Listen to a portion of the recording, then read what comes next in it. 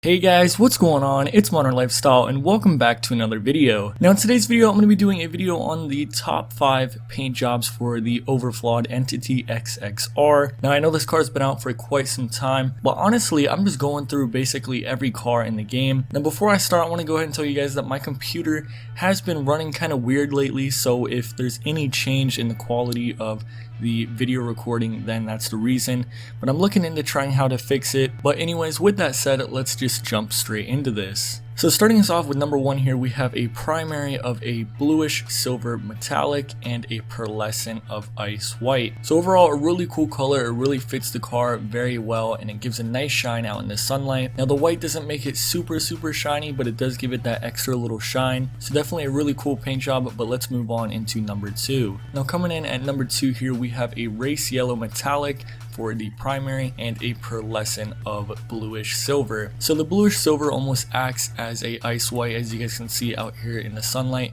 It's just not as bright, it's a little more toned down and it gives it a little bit of a different color. If you compare them side by side you could definitely tell what I'm talking about, but you know, if they're not side by side you can't tell too much of a difference between the two pearlescents. Overall a really cool color, really makes this car pop, and definitely one of my favorites for the XXR. Now moving on into number 3 here, we have a frost white pearlescent with a bluish silver pearlescent. Now like I said, the bluish silver just looks a little bit different than the ice white, and especially on the whites it almost gives it a nice little kind of bluish silverish tinge to it. So it is a pretty subtle difference, but it definitely does look really cool out here in the sunlight. As you can see, it really shows off the curves of this car and it definitely makes the car stand out. Now moving on into number 4 here, we have a light blue primary metallic with a pearlescent of ice white.